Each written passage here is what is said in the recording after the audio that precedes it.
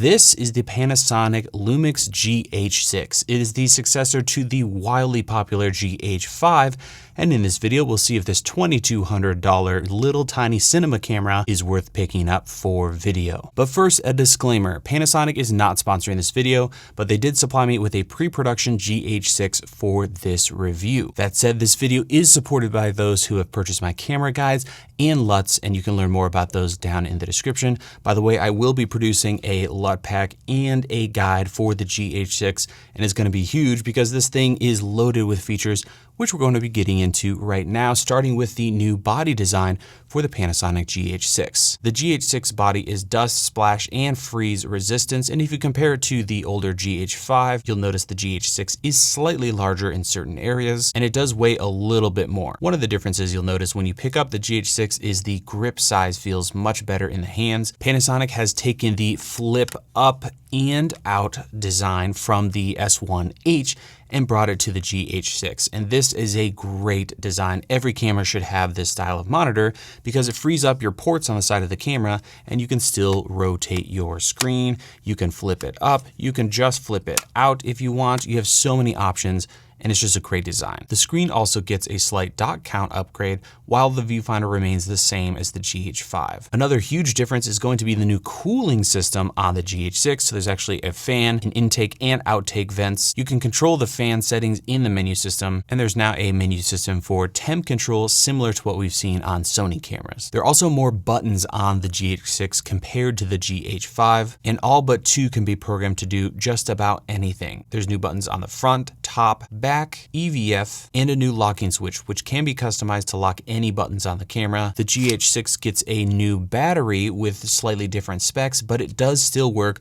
with the older GH5 batteries. Battery life is really good at about an hour and 15 minutes. That said, there are some record limitations if you're not using the new battery. Panasonic has also rotated the battery door, which means you can use larger video heads and plates without the battery door interfering. And on the bottom of the GH6, there is a new pin receiver for video tripod plates, which is great. The only thing I don't like about the body design is the grip where your palm rests is very slippery. So it really doesn't give you a lot of confidence when you pick up the camera with one hand. You feel very unstable right around that media door. And that brings us to media and IO on the GH6, where we have several upgrades compared to older models. In a future update, the USB-C jack on the GH6 will have the ability to record directly to external SSDs, which is nuts and a really awesome feature to see. That said, there are no details about what codecs and record settings will be compatible with this feature. The USB jack also supports power delivery for longer run times and trickle charging. USB recording aside, the GH6 also sports one SD card slot and one CF Express Type B slot, which is required for some record settings in the camera. And you can record to both cards simultaneously in either backup or relay mode. The HDMI jack is also seeing some upgrades and will be able to support up to 4K 120 frames at 120p via HDMI 2.1 and ProRes RAW on external Atomos recorders. Again, these features will be coming in a future firmware update. One issue I have with the HDMI output, however, is that when you turn on info display, your info is displayed over HDMI, but it disappears from the camera's monitor. This is a real shame, and I hope they address this in a future firmware update. Last but not least, the GH6 now gets a timecode BNC connector and a ton of timecode options. Then we start to get into the crazy stuff, resolution and frame rates. You can record up to 5.8K open gate at up to 30 frames per second, 5.7K up to 60 frames per second, 4.4K anamorphic up to 60 frames per second, 4K in multiple aspect ratios up to 120 frames per second, and HD up to 240 frames per second, and if you activate VFR, 300 frames per second. There's also 48 frames per second, which is really cool to see at all modes with exception to 5.8K, and all of this can be done in 10-bit without record limits and no overheating in my experience. While every single one of those settings have a 10-bit option,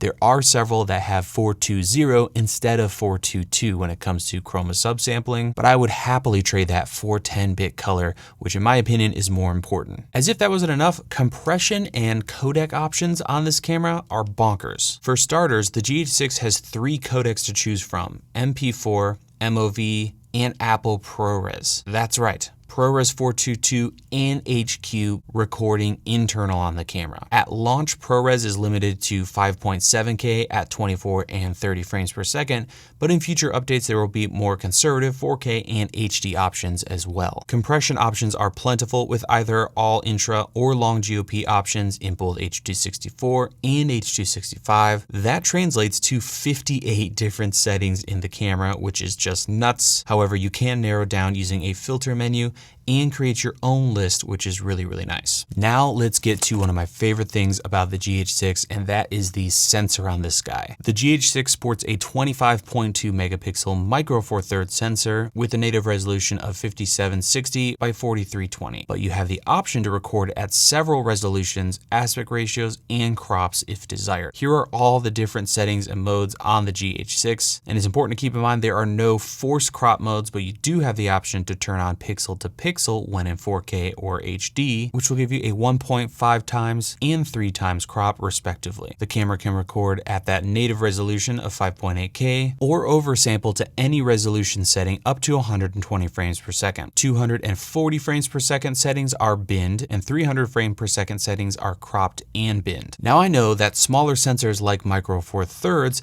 don't do it for a lot of people. However, when you start throwing a focal reducer on this camera, things change dramatically when it comes to your field of view and the amount of light hitting the sensor. Here's a comparison showing a stock GH6 up against two speed boosters. You can see we can get pretty large with that 0.64 metabone speed booster. In fact, if we compare all of the sensor crops to full frame and super 35mm, you can see that the GH6 with a speed booster gets you wider than most cinema cameras with a super 35mm sensor. There are also two anamorphic modes on the GH6, including the 5.8K open gate and 4.4K. And then we have one of my favorite settings on the camera, dynamic range boost. In short, this feature is similar to Canon's dual gain output on the C70 and C300 Mark III. When you turn this setting on, the camera will use two analog circuits to take two different exposures and output a higher dynamic range image. The result is incredible dynamic range in some scenarios with low noise. According to Panasonic, this bumps dynamic range up to 13 plus stops over the stock 12 plus stops when the setting is turned off. You can see from the waveform that the dynamic range boosted image has retained more information in the highlights, and when a log to 709 LUT is applied, we're able to retain our highlights. So far from my testing, turning this mode on seems to give you an additional 7 IRE of range before your highlights start to clip. That said, there are some limitations when using this setting.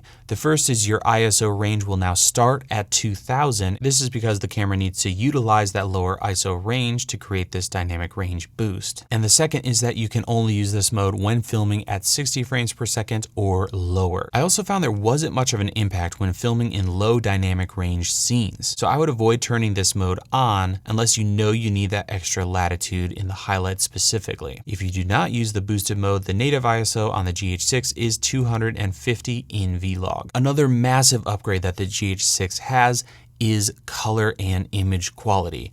Just to give you an example of what we're dealing with, here is a shot of the GH5 and the GH5s, and here is the GH6. As you can see, immediately color looks so much better compared to those older cameras, and Panasonic has fixed the pinkish red skin tones. In the low light department, the GH6 holds up well for a micro four thirds camera and easily outperforms the GH5 and is only beaten by the GH5s at higher ISO levels. All of that said, this is not a low light camera, and as such, I would recommend staying as close to the native ISO of 250 or 2000 in the boosted mode. And then I would avoid going over 6400 to 8000 depending on your noise tolerance. Next up, we have rolling shutter, and I'll go ahead and show you a comparison with the GH5 and GH6. Things are looking pretty tidy here considering this is a much higher megapixel count, so that is going to play into rolling shutter. Then we have stabilization. The GH6 has up to 7.5 stops of stabilization, which is up from 5 stops on the GH5, and this uses the internal 5-axis dual IS2 system. I honestly don't have much to say here aside from Lumix is still the king of stabilization with these smaller sensors, and it just works incredibly well. You still have access to stabilization in anamorphic modes with customized settings for different D-squeezes. And now for the part that many of you have been waiting for,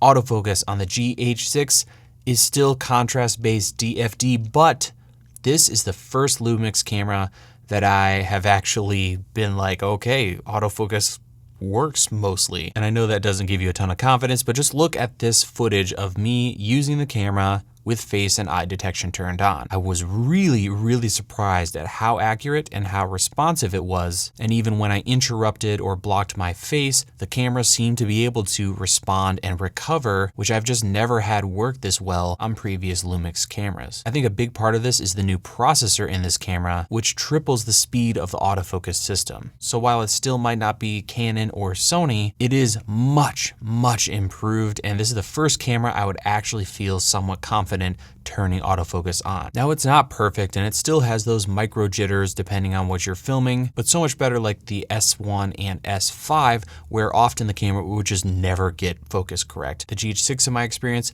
would eventually get there, and it did a pretty darn good job. So long story short, unfortunately, still not a great camera when it comes to autofocus, but it is better, which is, I guess, better than nothing. In the audio department, we have several upgrades on the GH6, with the biggest being that you can now capture 4 channels of 96 kilohertz 24-bit audio on the camera. Channel 1 and Channel 2 come from Panasonic's XLR unit, and Channel 3 and 4 from the 3.5mm jack on the camera body. You can also customize how you want to monitor each of these channels through the headphone jack, and the GH6 has added standard and low sensitivity modes to help with hotter signals. On top of that, you can now set your input levels from -18 to 0, which is great. And there's a new function button to display all audio levels and settings in one tidy page. This is really slick, and I'd love to see this feature on other cameras. Now let's get to overheating. I have not had any overheating issues on this camera, and that includes testing for a full day of filming 5.7K at 60 frames per second, as well as 4K 120. After about an hour of filming, the fan would click on, but it would be very quiet and not disrupting at all. And at no time did I have overheating issues. And that was with the temperature setting set to standard, not high. But it is winter here in Illinois, so I wasn't able to test this thing in really high temperatures, but I feel pretty confident in saying that I don't think you'll run into issues, given that you have complete control over the fan and can turn it up, as well as setting the camera to that high temp mode. Next, let's get to something that Panasonic is amazing at, and that is assist features. There's a ton of stuff coming from the older cameras. I'm gonna focus on some of the new things found on the GH6, and we're gonna start with the luminance spot meter. In short, it allows you to put a little box anywhere on the screen and get a meter reading in stops. As you move the camera, it will continue to read that spot, and you can turn it on and off while recording. Next, we have the vector and waveform, which has gotten an upgrade. You can now enlarge the waveform, which finally makes it actually usable on these smaller cameras. But for some reason, you can't turn it on and off when the camera is recording. This should be getting fixed in a firmware update. Another big upgrade to the GH6 is it's now compatible with dot cube LUTs. You can use pretty much any LUT that you can find online. There are a ton of really great aspect ratio markers and recording indicators on the camera. Another big one is that you can now magnify while you are recording, check focus on your screen, and control how this works over HDMI, which is great. The GH6 now has a more video-friendly time-lapse options and assist tools in the menu system. We've got tally lights on the front and back with the option to control how bright they are, a cinema file naming system for including camera and card numbers and names, and the GH6 supports video tethering over USB, where you can control focus, settings, and monitor multiple cameras using a desktop app. So that was a ton of information and features, and there will be more things coming to this camera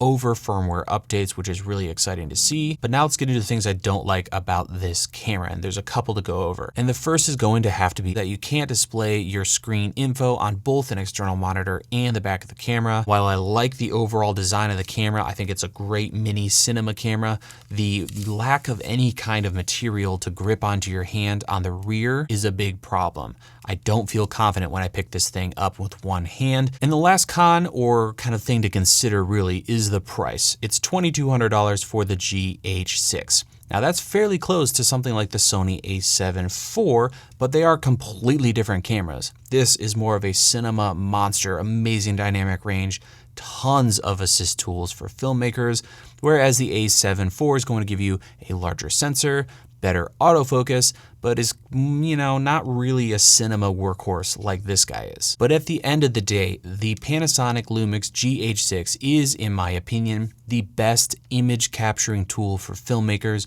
under $2,300 right now. Dynamic range, color, and codecs are fantastic on this camera. And if that wasn't enough, the huge list of resolutions, frame rates, assist features, and great form factor makes this a very worthy successor to the GH line and another huge hit from Panasonic. If you'd like to learn more about the GH6 or my upcoming guide for it, check out the information in the description.